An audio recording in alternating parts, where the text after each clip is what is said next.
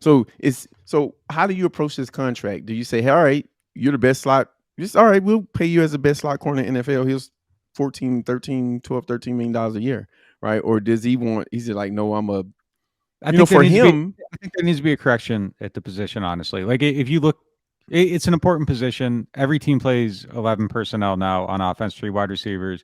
That means your slot cornerback's a very important piece of your defense. You Mhm. need to have good players there, or you're going to get eaten up. This idea that like slot receivers are lesser than outside receivers is stagnant and outdated. And frankly, I think the guys that are like strictly slot wide receivers themselves, there needs to be a market correction there because there's just more value out of those spots than there used to be. But it is a fairly it's weird to talk about it in these terms, but I mean, it is like a fairly new trend since probably 14 years or so. So I mean, it's kind of been around for a while, and this should have already happened. But I think it's at the point where everything has shifted to the point where this is how the game is played. This is the primary thing, and I think all these things need a course correction. And I think Kenny Moore is probably at the forefront of trying to reset that market. And I think what happens with him, the is he a dominoes are free going to agent? fall.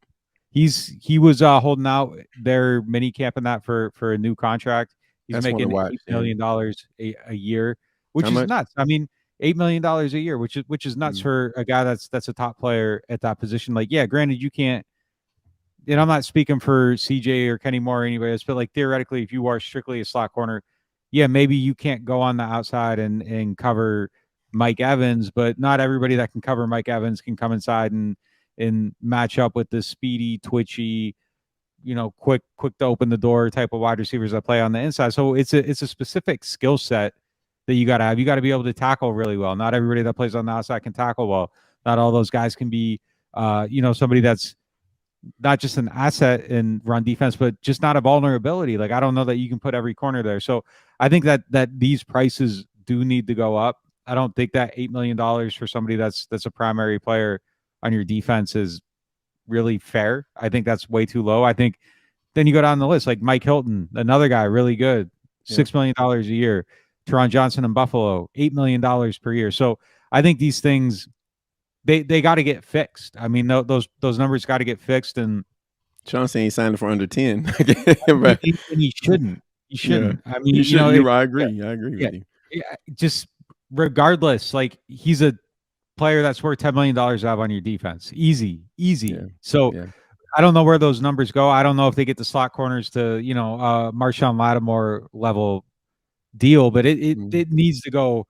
That first number can't be a single digit like that. You're the top of the market at a position that plays 90+% of the snaps matching up against skill position players. You got to have a double digit number in the front, and it's just where does that fall in there? I mean, but I do think that these guys like kind of need to go into this with the mentality of like we're fixing this for everybody, and not just myself, but it should be fixed for them as well. But they gotta play some hardball, man, and it's gonna make a very interesting situation, I think, for the Saints. He's a player that brings a lot to the team. I don't know where it ends up, honestly. I think this is the hardest one to gauge because it's a matter of like changing something in the league and a guy getting what he deserves.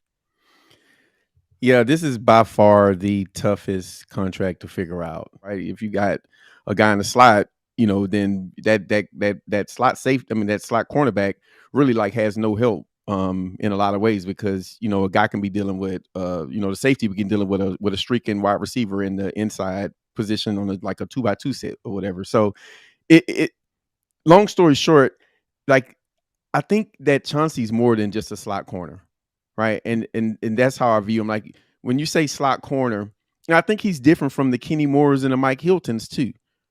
I think he is a different type of slot corner than those guys, right? You have these big wide receivers like Cooper Kupp is basically a tight end on how the Rams use him. Like literally, they use him like a tight end, right? He blocks and so if you got a small slot on there, then you're at a disadvantage.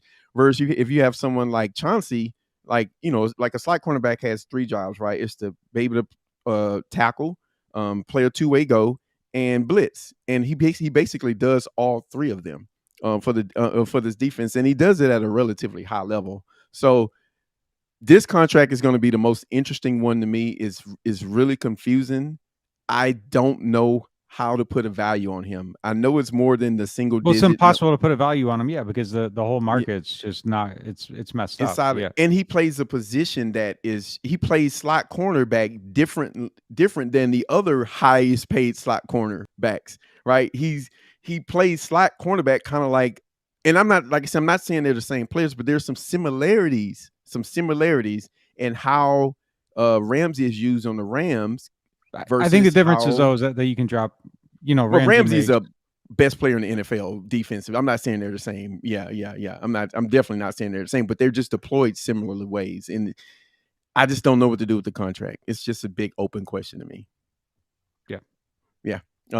I could see it, but I will say that one thing that is tricky, and I was thinking about, just like the like, man, could they franchise tag him? But then it hit me like, oh, he's going to get the corner franchise. It's no slot franchise tag number, right? So that tag number is going to be that what you would give a regular cornerback, which you kind of adds a level of complexity to it. So, yeah, that's just one to watch. To me, that's like the most interesting contract situation, on the Saints' entire team. So we'll see how that goes.